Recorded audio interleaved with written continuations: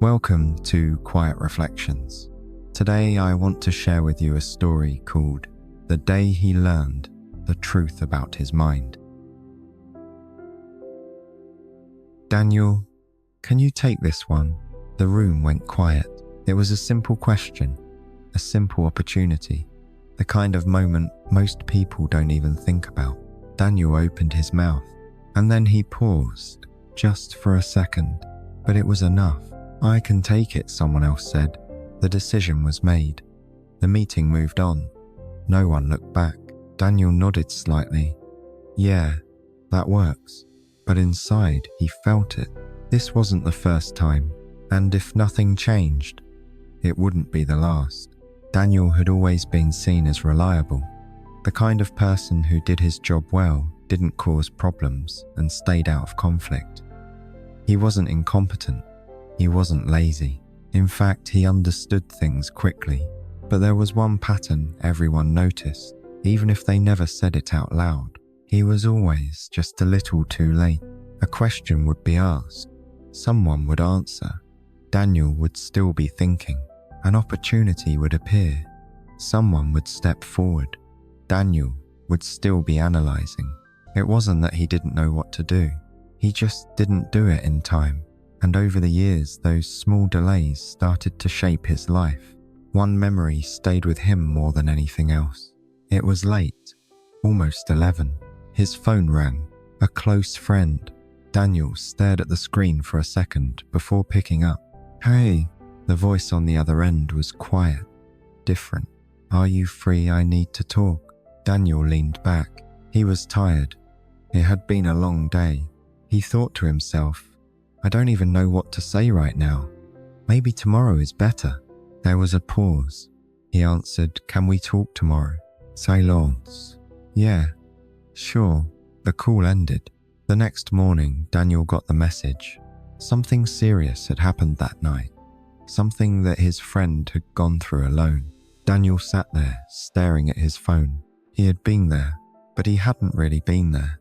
Another moment. At work, a mistake had been made. A manager blamed the wrong person. Daniel knew it. He saw exactly what happened. He could have said something, just one sentence. Actually, I think that wasn't his fault, but instead his mind filled up. What if I'm wrong? What if I make things worse? What if this turns into something bigger? So he stayed quiet. The meeting ended. The blame stayed where it didn't belong. A few days later, that coworker stopped talking to him. Not aggressively, not openly, just distant. Daniel understood why. And then there was the relationship. One evening she looked at him and said, Why don't you ever say what you really think? Daniel had thoughts, too many of them, but none of them felt right enough. So he said nothing. She waited. Then said quietly, I don't need perfect words. I just need something real. He still didn't respond, and that silence became the answer. She didn't argue. She didn't yell. She just stopped asking, and eventually she left. Not because of one big mistake, but because of many small moments where Daniel chose silence instead of presence. The pattern repeated itself everywhere. At a coffee shop, he saw someone he knew. He thought about saying hi. But then, is it awkward now? Maybe later. He walked past. They made eye contact. Neither said anything. And after that, they never spoke again. An internal job opportunity appeared in his inbox. Something he actually wanted. He read it, closed it. I'll think about it. 3 days later, it was gone. Someone else had taken it. It wasn't that Daniel didn't understand life. He did, but every moment required action, and Daniel kept waiting for the perfect one. After that meeting, something changed. For the first time, Daniel didn't overthink. He didn't analyze. He just remembered. The phone call, the coworker, the relationship, the missed chances. And for the first time, he saw the pattern clearly. He didn't lose because he was wrong. He lost because he didn't act. A few days later, Daniel sat alone in a cafe. No laptop, no phone, just sitting. At the table next to him, a young guy was talking to an older man. "I just didn't know what to say," the younger one said. "I didn't want to mess it up." The older man smiled slightly. "You don't learn by waiting for the perfect response." Daniel looked up. The man continued, "You learn by responding." The younger guy frowned. "But what if it's wrong?" The man leaned back. "Then you learn faster." Daniel didn't say anything, but he listened. The man added, "People don't expect perfection. They expect honesty." That sentence stayed with him. Over the next few days, Daniel started noticing things he had never paid attention to before. In a meeting, someone made a mistake. Before the silence could grow, another person spoke up. "Wait, I think that number might be off." No hesitation, no tension. They corrected it, moved on. No one cared. Another day at a grocery store, a man in front of him noticed a pricing error. "Hey, I think this was scanned twice." Simpler, clear. It was fixed. No stress, no overthinking. One evening, Daniel overheard someone on the phone. "Yeah, that was my mistake." No excuse, no long explanation, just ownership. And the conversation ended right there. Daniel started seeing something clearly. These people weren't smarter than him. They weren't more prepared. They just didn't pause long enough to doubt themselves into silence. That was the difference.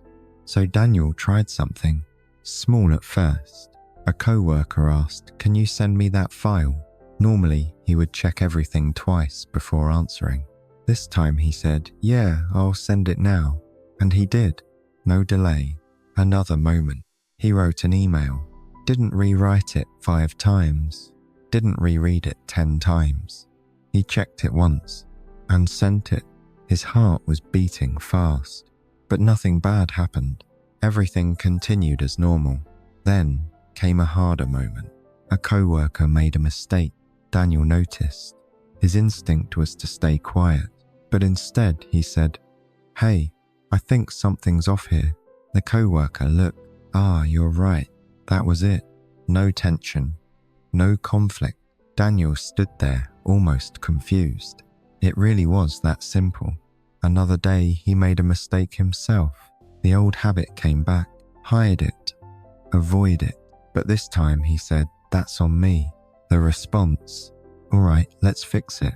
No judgment, no drama, just moving forward. But not every attempt went perfectly. One time, he spoke too quickly, said something unclear. The other person misunderstood. For a moment, the old fear came back. "This is why you shouldn't talk." But instead of shutting down, Daniel said, "Wait, that's not what I meant." He corrected himself. Right there, and the situation settled. That moment mattered, because for the first time, he didn't run from a mistake. He handled it. Over time, Daniel noticed something changing. Not his intelligence, not his personality, just one thing. He stopped waiting. A month later, another meeting, another question. "Daniel, what do you think?" The room looked at him. That same moment, the one he had lost so many times before. But this time there was no pause. "I think we should move forward with this." Clear, simpler, done. The manager nodded.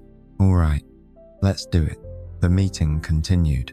Like nothing special had happened, but Daniel knew everything had changed.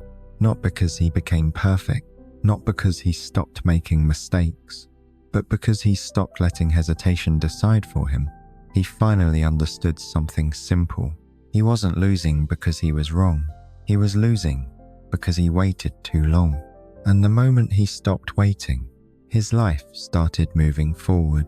Now I want to ask you something. How many times have you stayed silent when you should have spoken? Subscribe for more stories like this.